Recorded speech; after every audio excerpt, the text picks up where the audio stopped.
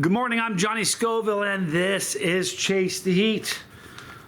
I just want to give everybody, I have some good news to share with everybody. Pod season is not quite over. Lone Star Massive Farms has a box coming to me. I love you guys. Anyway, doing a sauce this morning. I'm going to read this letter. I read already. I read it on the previous sauce by Bootstrap Burt.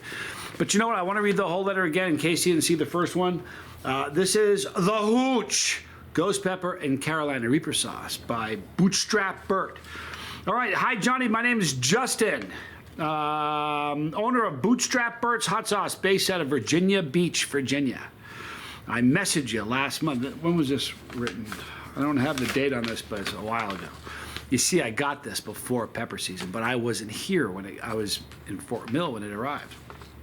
Anyway, last month I messaged you last month through Instagram asking you to send some send you some sauces. Please enjoy this 3-bottle pack of some of my favorites.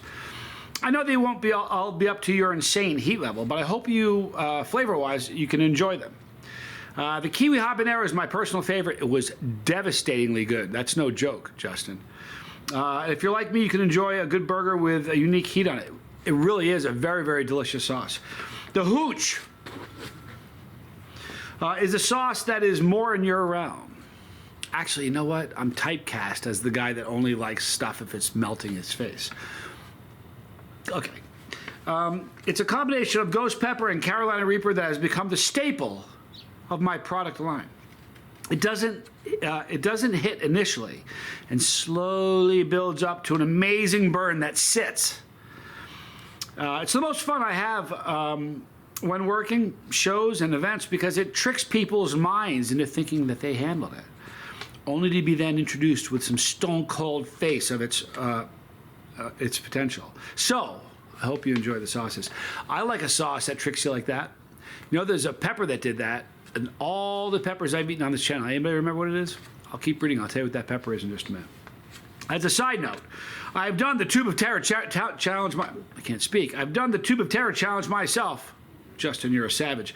It was the biggest butt whooping I have ever taken, and it turned into an absolute worst day in my life in the aftermath. I enjoyed every moment of it, though. That's my man right there. Looking forward to hearing what you think, and hopefully hearing, thank you again for being cool and getting back to me and being open to trying them out. Hopefully we can talk, and I'd love to hear your feedback. We are going to talk, Justin. So it's a sleeper. You'll eat it, and then a little bit later you're like, oh, I got this. I can handle it. And then you walk away, and you're like, and that's what happens. We do that at shows all the time. Me and Foy and anybody else who's ever been to a show with me, we do that all the time. People come up and they say, I want the hottest thing you got. We're giving Peanut and they end up. They always walk away. They end up coming back 20 minutes later going, oh my God, fist bump. You got me. You got me, Tater. That's what we hear a lot. Now, the pepper, of all the peppers I've eaten, the one that has the longest delay was a pockmark orange that I ate with Tad. It was grown by Jacob Dethridge, and I'm not joking you. We went back afterwards. It was a weird day. We had this big tray of pods. I think there were 30 pods, and we had a sample of every single one of them. So we could get an idea of the taste and the flavor and a little bit of the burn, but without the full commitment. So we tasted every one, and when we tasted the orange pockmark, it had a very, very floral flavor. It almost tasted like lavender. Kid you not. And I remember it so distinctly. And this was probably 500 pods ago.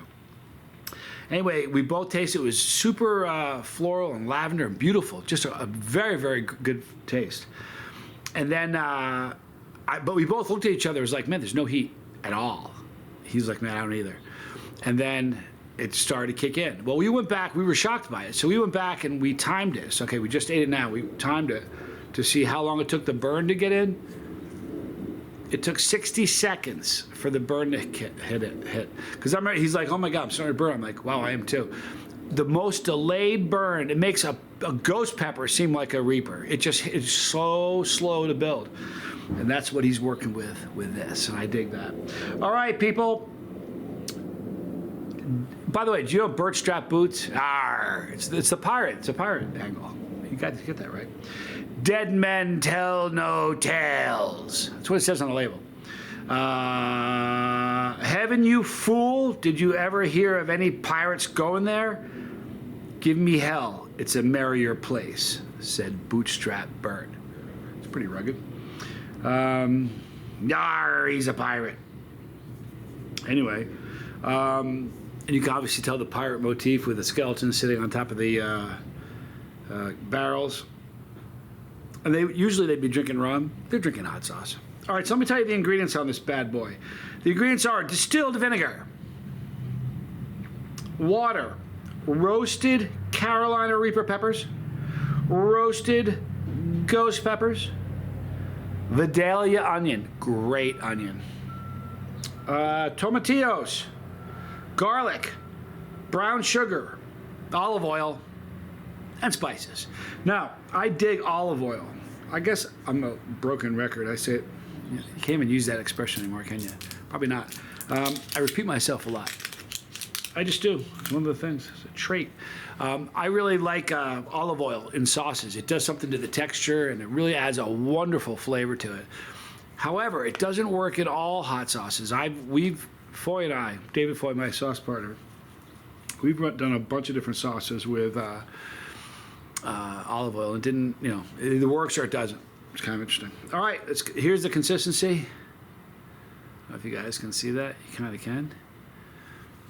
There's seeds and all kinds of stuff going on inside, so you can tell. For some reason, I don't mind a pureed sauce, but I like chunky.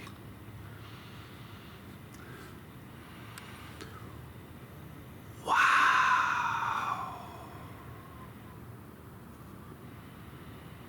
It's garlic, but it almost smells like black garlic. You can pick up the onion. Oh, it really is beautiful. Do you have your Smell-O-Vision 3.0? Do you? Because if you have, and that's available for iOS only, but if you have the Smell-O-Vision 2.0 is iOS or Android. But if you have an iPhone and you have the 3.0 downloaded, turn it on. Crazy, isn't it? You can smell it from there. And that nuts, it's over a foot away. Now, if you have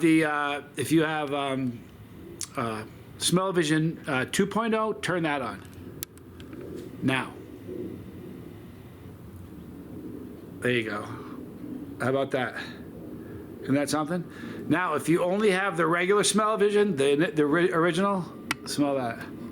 See what I mean? And that garlic, it almost has a black garlic, that savory kind of, it almost has a black garlic. You can tell it's garlic 3.0. You can smell it, you can tell it's garlic, but it almost has that black garlic thing going. And you can smell the heat, obviously, too. Oh, all right. Here we go, on my anatomical snuff box. I do have my my hot sauce tasting spoon, but it's in Fort Mill. I shouldn't have left it there. From Bootstrap Burt, I'm Johnny Scoville. And this is the Hooch. This is Chase the Heat.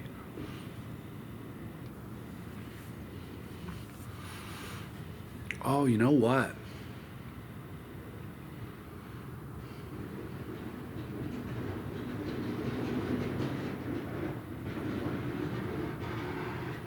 Oh, wow, is that lovely. Now, here's what surprised...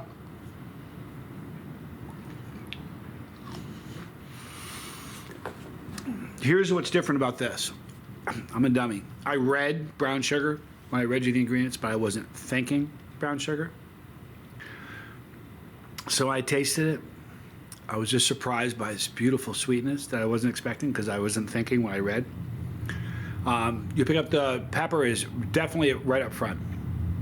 I think it builds kind of quick, to be honest with you. Now, what's interesting is this. You get a burn in your mouth, and that is the burn that's reflecting the ghost pepper. But I'm also getting a burn in my throat, which is characteristic of Carolina Reaper. So you're getting the effect of both burns. Really can't taste them individually. They blend together with taste, but the burn, you can definitely tell each pepper's influence. The garlic and the Vidalia is beautiful. It's just a lovely sauce. Wow. Heat on this. Let's talk about the heat. If you're not a chili head, you don't need to be eating this if you're not a chili head. In fact, if you're not a chili head, don't bother. If you're a chili head, this is a 7 all day. Yeah, for sure a 7. You might have, you're going to have a couple that will say that's a 6, but that's a 7 and up. And there's going to be plenty of chili heads that'll call that a 10. That's a hot sauce, but really tasty. Great, a very, very nice burn. It's a beautiful sauce. I like that, Justin. Well done, dude. Okay, so look, here's the top 10 list. You guys ready? I got a top 10 list we're going to do today. Top 10 pussycat breeds. I'm a giant cat fan. Not a fan of giant cats. Well, I am, but I just love cats in general. Number 10, the Burman. The Burman, beautiful cat. They're social butterflies. It's a regal breed. Outgoing and affectionate, playful with other felines and humans. All right, breed number 9, a Persian. These gorgeous felines are not overly active, and they have roots dating back to 1684 BC.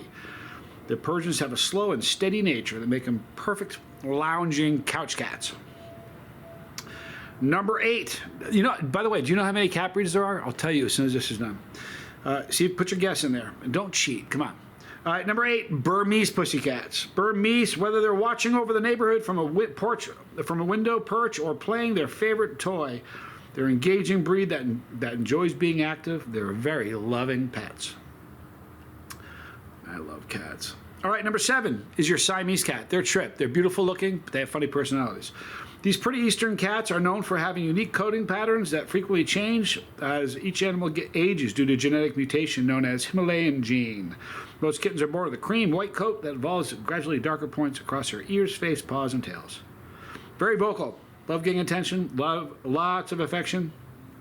Develop strong bonds with their owner. The next one is number 6, the Devon Rex. What a beautiful cat that is. Very big ears. If you're searching for a cat that loves lounging in your lap and staying nearby when you're at home, consider these cute cats with big personalities.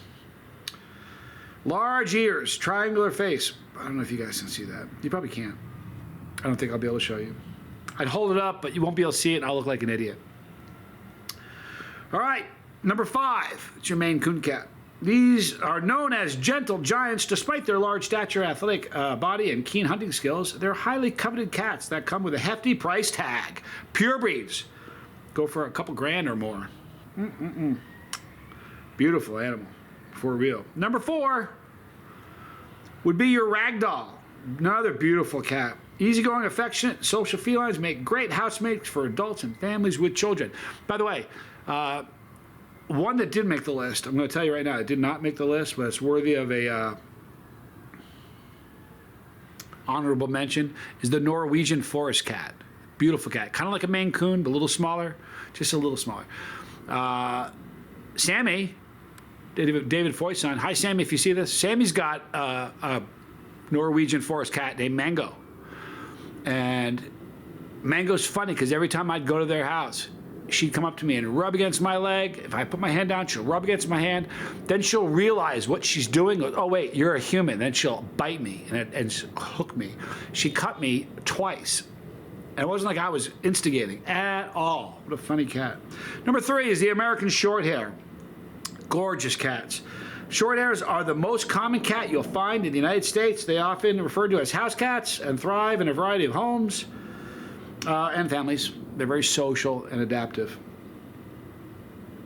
All right, so number 2, we've got the number 2 breed is the Abyssinian. Abyssinian, beautiful animal.